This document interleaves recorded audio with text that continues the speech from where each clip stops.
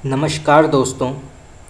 तो आज हिंदी साहित्य के कुछ महत्वपूर्ण 50 प्रश्न उत्तर की चर्चा किया जाएगा।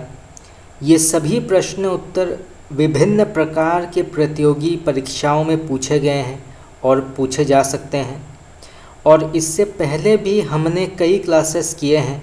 तो अगर आपने अभी तक मेरे पहले के क्लासेस नहीं देखे हैं तो आप जाके देख सकते हैं। तो चलिए शुरू करते हैं। पहला प्रश्न तो यहाँ पे पूछा गया है, भक्तिकाल के समय प्रशासक कौन थे। ये प्रश्न कई बार पूछा गया है, तो आप इसको नोट कर सकते हैं। तो भक्तिकाल के समय प्रशासक कौन थे, तो इसका सही उत्तर होगा आपका ऑप्शन नंबर ए, मुगल। तो आपका ए ऑप्शन यहाँ पे सही है।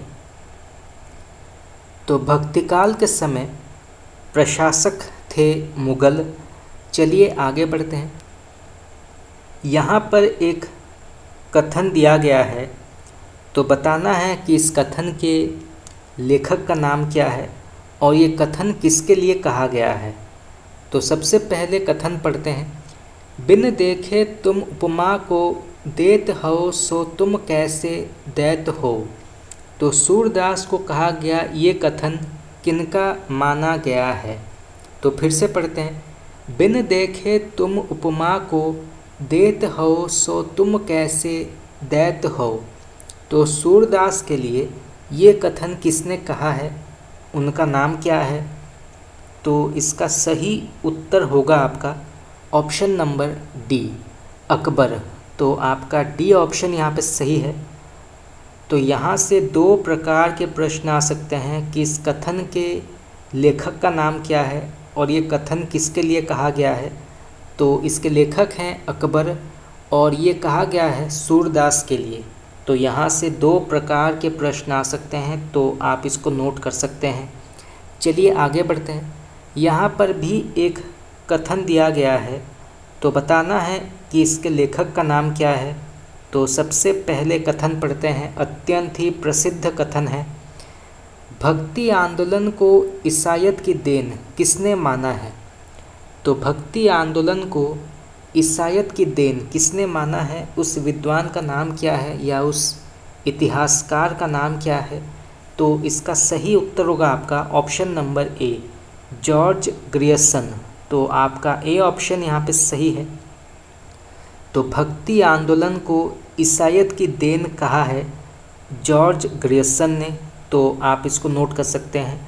चलिए आगे बढ़ते हैं। पराजय के बाद व्यक्ति अपनी आध्यात्मिक श्रेष्ठता प्रदर्शित करना चाहता है, यही मनोवृत्ति भक्ति आंदोलन का स्रोत है। ये कथन किसका माना जाता है। ये कथन भी अधिकांश प्रतियोगी परीक्षाओं में कई बार पूछा गया है, तो आप इसको नोट कर सकते हैं। तो फिर से पढ़ते हैं। पराजय के बाद व्यक्ति अपनी आध्यात्मिक श्रेष्ठता प्रदर्शित करना चाहता है, यही मनोवृत्ति भक्ति आंदोलन को स्रोत प्रदान करता है। तो ये कथन किसका माना जाता है। तो इसका सही उत्तर होगा आपका ऑप्शन नंबर बी, बाबू गुलाब राय। तो आपका बी ऑप्शन यहाँ पे सही है। तो बाबू गुलाब राय जो हैं इस कथन के लेखक माने जाते हैं, तो आप इसको नोट कर सकते हैं। चलिए आगे बढ़ते हैं। हिंदी साहित्य के इतिहास में नामकरण की दृष्टि से कौन सा काल सबसे कम विवादास्पद रहा है। तो हिंदी साहित्य के इतिहास में नामकरण की दृष्टि से कौन सा काल सबसे कम विवादास्पद रहा है, उसका नाम क्या है। तो इसका सही उत्तर होगा आपका ऑप्शन नंबर डी, भक्ति काल। तो आपका डी ऑप्शन यहाँ पे सही है। भक्ति काल को लेकर किसी भी विद्वान का आपस में मतभेद नहीं रहा।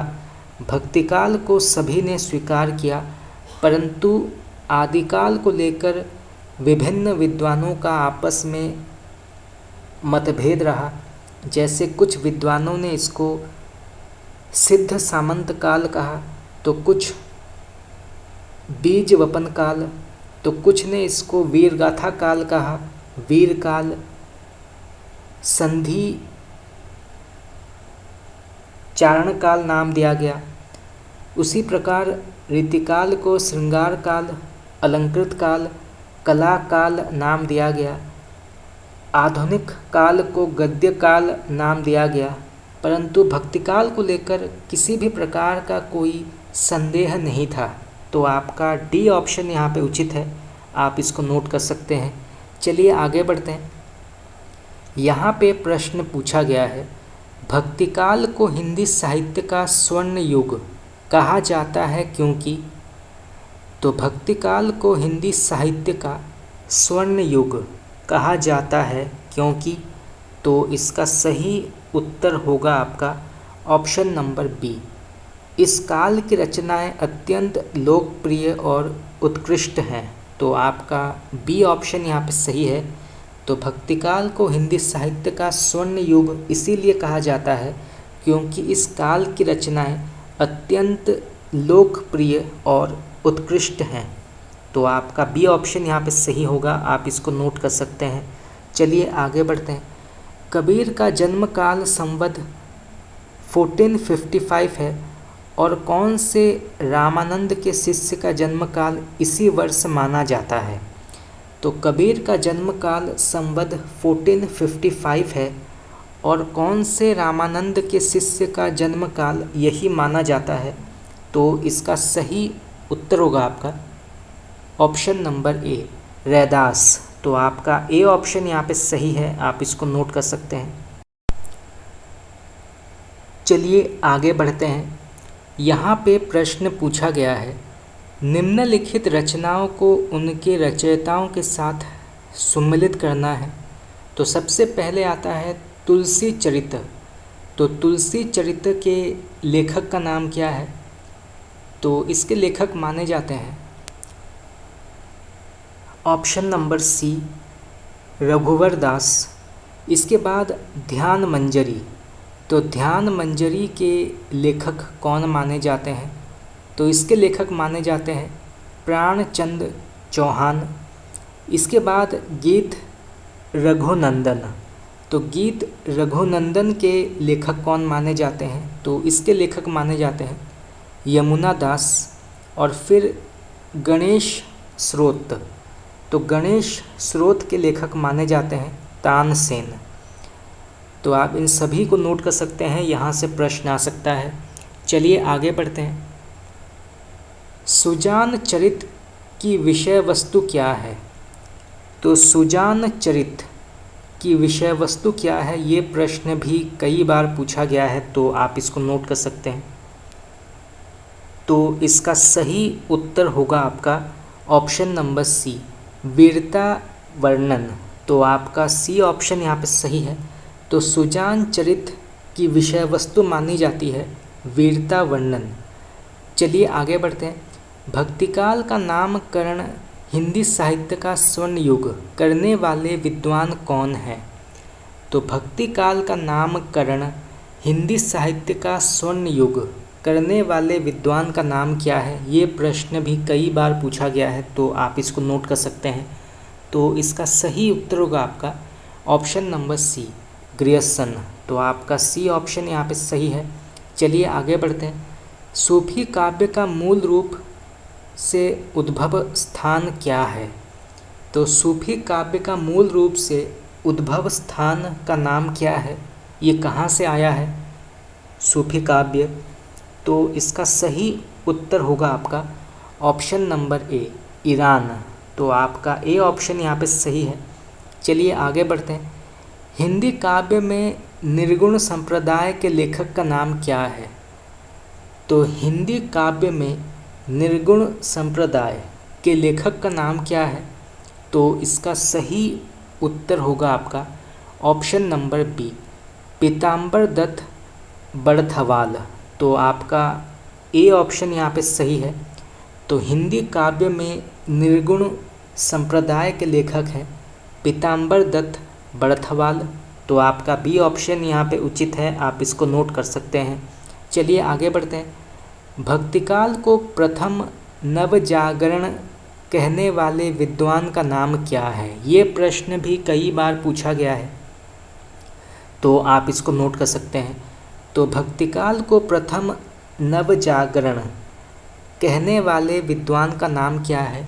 तो इसका सही उत्तर होगा आपका option number A, doctor Bachchan Singh. तो आपका ए ऑप्शन यहाँ पे सही है। तो भक्तिकाल को प्रथम नवजागरण कहने वाले विद्वान का नाम है डॉक्टर बच्चन सिंह। चलिए आगे बढ़ते हैं। राधा वल्लभ संप्रदाय के प्रवर्तक कौन माने जाते हैं? ये प्रश्न भी कई बार पूछा गया है, तो आप इसको नोट कर सकते हैं। तो राधा वल्लभ संप्रदाय के प्रवर्तक कौन माने जाते हैं, उनका नाम क्या है? तो इसका सही उत्तर होगा आपका ऑप्शन नंबर सी, हित हरिवंश। तो आपका सी ऑप्शन यहाँ पे सही है, आप इसको नोट कर सकते हैं। जापे दीनादान ढरे पद की भक्ति क्या है? तो जापे दीनादान ढरे, तो इस पद में कौन सा भक्ति आता है? तो इसका सही उत्तर होगा आपका ऑप्शन नंबर डी, पुष्टि मार्गीय भक्ति। तो आपका डी ऑप्शन यहाँ पे सही है। तो जापे दीनदान ढरे जो है, इसमें पुष्टि मार्गीय भक्ति आती है, जापे दीनादान ढरे। चलिए आगे बढ़ते हैं। सत्यनारायण कविरत्न को किस उपाधि से मंडित किया गया है? तो सत्यनारायण कविरत्न को किस उपाधि से मंडित किया गया है? तो इसका सही उत्तर होगा आपका ऑप्शन नंबर सी, ब्रज कोकिल। तो आपका सी ऑप्शन यहाँ पे सही है। तो सत्यनारायण कविरत्न को ब्रज कोकिल की उपाधि से मंडित किया गया है। तो आपका सी ऑप्शन यहाँ पे उचित है। चलिए आगे बढ़ते हैं। कुतुम्बन के द्वारा रचित मृगावती का समय क्या निर्धारित किया गया है? तो कुतुम्बन के द्वारा रचित मृगावती का समय क्या निर्धारित किया गया है? इसकी समय क्या मानी जाती है? तो इसका सही उत्तर होगा आपका ऑप्शन नंबर डी, 1503। तो आपका डी ऑप्शन यहाँ पे सही है। तो मृगावती का समय निर्धारित किया गया है 1503। तो आप इसको नोट कर सकते हैं। चलिए आगे बढ़ते हैं। अवध विलास के रचयिता कौन है? तो अवध विलास के रचनाकार का नाम क्या है? तो इसका सही उत्तर होगा आपका option number B, Lal Das. तो आपका बी ऑप्शन यहाँ पे सही है। लाल दास जो हैं ये अवध विलास के लेखक माने जाते हैं। चलिए आगे बढ़ते हैं। भरत मिलाप और अंगद पैज के रचयिता कौन है? तो भरत मिलाप और अंगद पैज के लेखक या इसके रचनाकार का नाम क्या है? तो इसका सही उत्तर होगा आपका ऑप्शन नंबर बी, ईश्वर दास। तो आपका बी ऑप्शन यहाँ पे सही है, ईश्वर दास। चैतन्य संप्रदाय और इसका साहित्य के लेखक का नाम क्या है? ये प्रश्न भी कई बार पूछा गया है। तो चैतन्य संप्रदाय और इसका साहित्य के लेखक का नाम क्या है? तो इसका सही उत्तर होगा आपका option number B, Prabhudayal Mittal. तो आपका बी ऑप्शन यहाँ पे सही है। राम भक्ति काव्य में दाम्पत्य मूलक श्रृंगारी भावना के प्रवर्तक कौन माने जाते हैं? तो राम भक्ति काव्य में दाम्पत्य मूलक श्रृंगारी भावना के प्रवर्तक का नाम क्या है? ये प्रश्न भी कई बार पूछा गया है। तो इसका सही उत्तर होगा आपका ऑप्शन नंबर सी, अग्रदास। तो आपका सी ऑप्शन यहाँ पे सही है।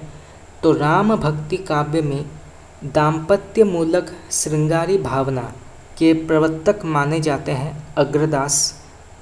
तो आप इसको नोट कर सकते हैं, ये प्रश्न भी कई बार पूछा गया है। चंदायन के रचयिता और इसका समय काल क्या निर्धारित किया गया है?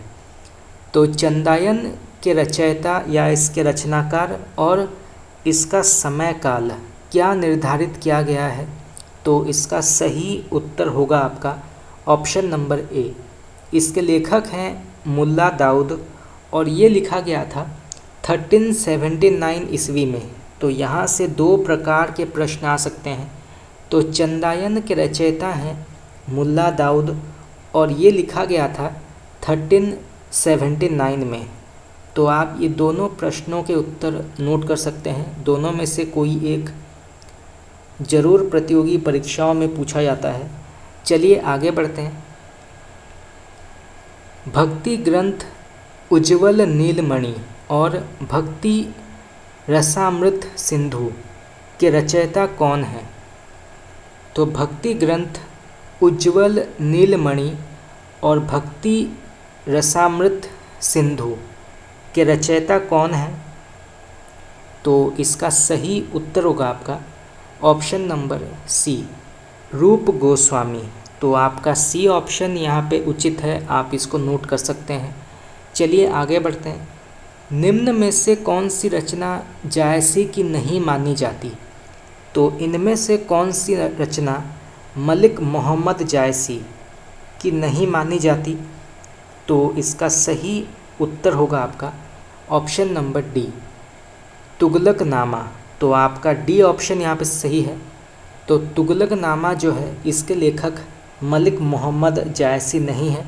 बाकी चित्ररेखा, मसलानामा और कहरनामा के लेखक हैं जायसी। तो आप इसको नोट कर सकते हैं। चलिए आगे बढ़ते हैं। आधुनिक अवधी कवि रमई काका का वास्तविक नाम क्या है? तो आधुनिक अवधी कवि रमई काका का वास्तविक नाम क्या है? तो इसका सही उत्तर होगा आपका ऑप्शन नंबर बी, बंशीधर शुक्ल। तो आपका बी ऑप्शन यहाँ पे सही है, बंशीधर शुक्ल। और ये प्रश्न भी कई बार पूछा गया है, तो आप इसको नोट कर सकते हैं। चलिए आगे बढ़ते हैं।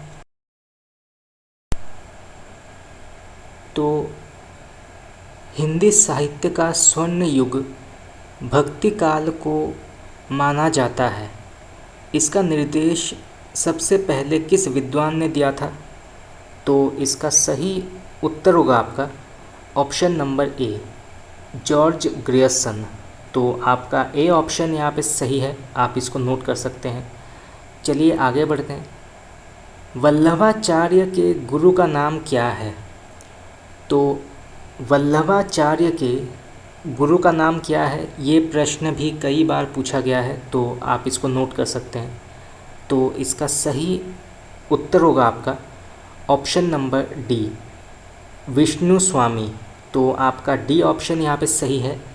तो वल्लभाचार्य के गुरु का नाम है विष्णु स्वामी। चलिए आगे बढ़ते हैं।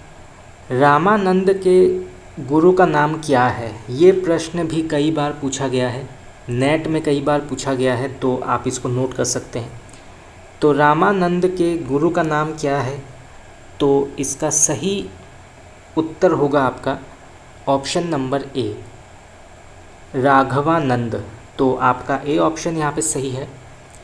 तो राघवानंद जो है ये रामानंद के गुरु हैं। चलिए आगे बढ़ते हैं। परम ब्रह्म संप्रदाय के प्रवर्तक का नाम क्या है? तो यहाँ पे प्रश्न पूछा गया है कि परम ब्रह्म संप्रदाय के प्रवर्तक का नाम क्या है। ये प्रश्न आपका टीजीटी और पीजीटी में कई बार पूछा गया है, तो आप इसको नोट कर सकते हैं।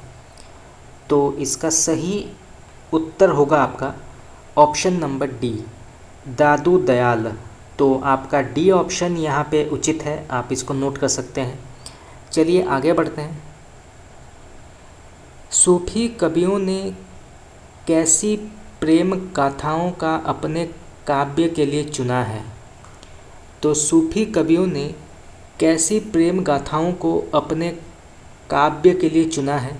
ये प्रश्न भी कई बार पूछा गया है, तो आप इसको नोट कर सकते हैं। तो इसका सही उत्तर होगा आपका ऑप्शन नंबर सी, भारतीय। तो आपका सी ऑप्शन यहाँ पे सही है।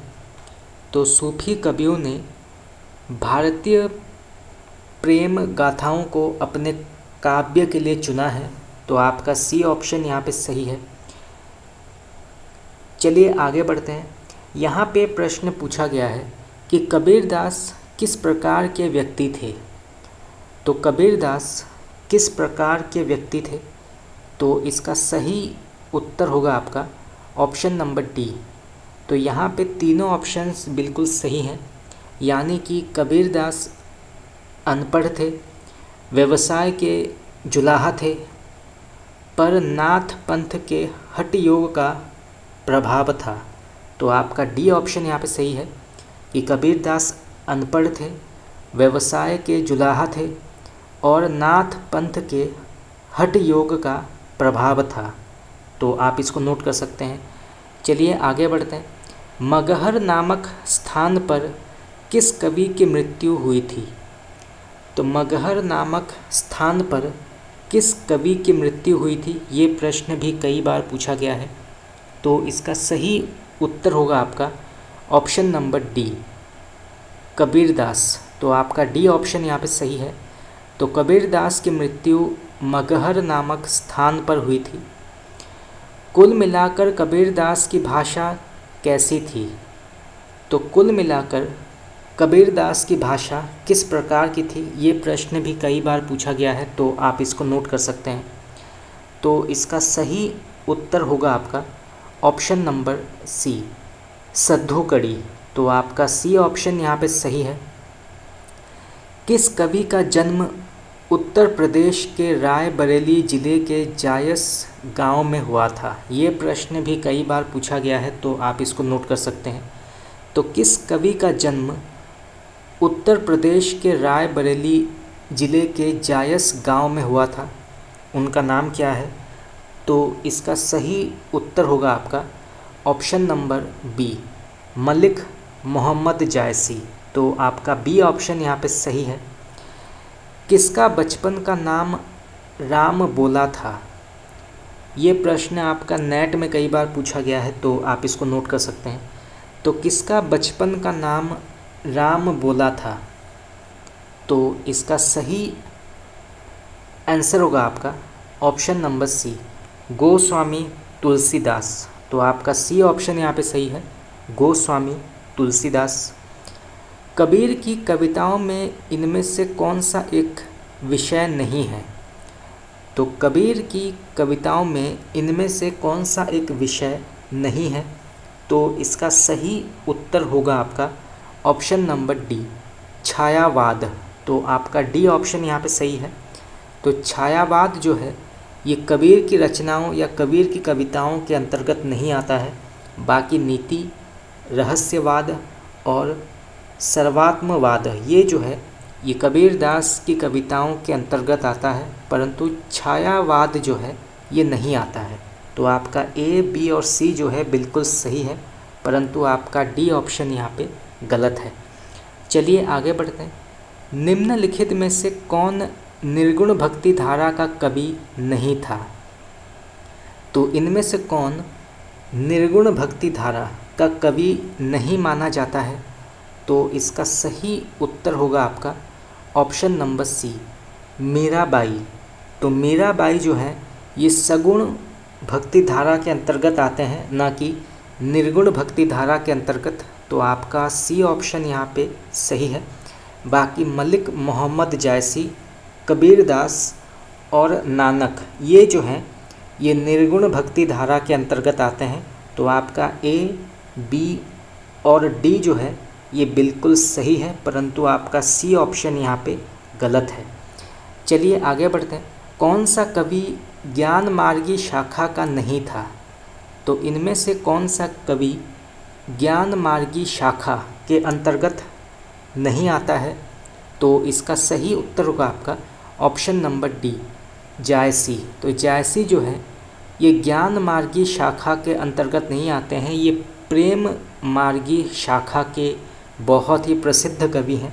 बाकी कबीरदास, मलुकदास और दादू दयाल ये जो हैं ये ज्ञान मार्गी शाखा के बहुत ही प्रसिद्ध कवि हैं, तो आप इसको नोट कर सकते हैं। चलिए आगे बढ़ते हैं। बीजक में किसकी कविताएं संग्रहित हैं? तो बीजक में किसकी कविताएं संग्रहित हैं, उस लेखक का या उस कवि का नाम क्या है? तो इसका सही उत्तर होगा आपका ऑप्शन नंबर बी, कबीरदास। तो आपका बी ऑप्शन यहाँ पे सही है। पद्मावत की रचना किसने की थी? तो पद्मावत के लेखक का नाम क्या है? तो इसके लेखक हैं मलिक मोहम्मद जायसी। इनमें से किसकी भक्ति साख्य भाव की मानी जाती है? ये प्रश्न भी कई बार पूछा गया है, तो आप इसको नोट कर सकते हैं। तो इनमें से किसकी भक्ति सख्य भाव के अंतर्गत आती है? तो इसका सही उत्तर होगा आपका option number D, Surdas. Tulsidas की दास्य भाव के अंतर्गत आती है, मीराबाई की माधुर्य भाव के अंतर्गत आती है। तो यहाँ से कई प्रकार के प्रश्न आ सकते हैं, तो आप इसको नोट कर सकते हैं। चलिए आगे बढ़ते हैं। ज्ञान मार्गी कवियों की रचनाओं में हमें किसका वर्णन मिलता है? तो ज्ञान मार्गी कवियों की रचनाओं में हमें किसका वर्णन मिलता है? तो इसका सही उत्तर होगा आपके सभी ऑप्शंस यहाँ पे सही हैं, यानी कि ज्ञान का, साधना का और एकेश्वरवाद का वर्णन मिलता है। ज्ञान मार्गी कवियों की रचनाओं में ज्ञान का, साधना का और एकेश्वरवाद का वर्णन मिलता है। तो आपका डी ऑप्शन यहाँ पे सही है, आप इसको नोट कर सकते हैं। चलिए आगे बढ़ते हैं। इनमें से कौन कृष्ण भक्ति शाखा का कवि नहीं था? तो इनमें से कौन कृष्ण भक्ति शाखा का कवि नहीं था? तो इसका सही उत्तर होगा आपका ऑप्शन नंबर डी, केशवदास। तो आपका डी ऑप्शन यहाँ पे सही है। कबीरदास किसके शिष्य थे? तो कबीरदास किसके शिष्य माने जाते हैं? तो इसका सही उत्तर होगा आपका ऑप्शन नंबर ए, रामानंद। तो आपका ए ऑप्शन यहाँ पे सही है, रामानंद। कबीरदास के संबंध में कौन सा कथन गलत है? तो कबीरदास के संबंध में कौन सा कथन यहाँ पे गलत है? तो इसका सही उत्तर होगा आपका ऑप्शन नंबर बी, वे अवतारवाद को मानते थे। ये बिल्कुल आपका गलत है। बाकी वे गुरु महिमा को मानते थे, ये सही है। वे धार्मिक पाखंडों के विरोधी थे, ये भी सही है। वे जीव और ब्रह्म की एकता में विश्वास रखते थे, ये भी सही है। परंतु वे अवतारवाद को मानते थे, ये गलत है। चलिए आगे बढ़ते हैं। सूरदास ने भ्रमर गीत में क्या कहा है? तो सूरदास ने भ्रमर गीत में क्या कहा है? तो इसका सही उत्तर होगा आपका निर्गुण ब्रह्म का उपहास किया है। तो आपका ए ऑप्शन यहाँ पे सही है। इनमें से कौन अष्टछाप के 8 कवियों में सम्मिलित नहीं था? तो इनमें से कौन अष्टछाप के 8 कवियों में सम्मिलित नहीं था, उसका नाम क्या है? तो इसका सही उत्तर होगा आपका कबीरदास। बाकी सूरदास, नंददास और कुंभनदास ये जो है ये अष्टछाप के अंतर्गत आते हैं, परंतु कबीरदास जो है ये निर्गुण भक्ति के ज्ञान मार्गी शाखा के अंतर्गत आते हैं। तो आपका डी ऑप्शन यहाँ पे गलत है, बाकी आपका ए, बी और सी बिल्कुल सही है। चलिए आगे बढ़ते हैं। कवितावली का रचयिता कौन है? तो कवितावली के रचनाकार का नाम क्या है? तो इसके लेखक हैं गोस्वामी तुलसीदास। तो गोस्वामी तुलसीदास जो हैं इसके लेखक हैं। चलिए आगे बढ़ते हैं। राम भक्ति काव्य में क्या विशेषता मिलती है? तो राम भक्ति काव्य में क्या विशेषता होती है? तो इसका सही उत्तर होगा आपका इसमें विनय और भक्ति के पद होते हैं। किस कवि को कठिन काव्य का प्रेत कहा जाता है? ये प्रश्न भी कई बार पूछा गया है, तो आप इसको नोट कर सकते हैं। तो किस कवि को कठिन काव्य का प्रेत कहा जाता है? तो इसका सही उत्तर होगा आपका केशवदास। तो दोस्तों, इसी के साथ हमारा आज का प्रश्न उत्तर क्लास यहाँ पे समाप्त हुआ। अगर आप लोगों को क्लास अच्छा लगा तो आप मुझे बता सकते हैं। आपका बहुत बहुत धन्यवाद।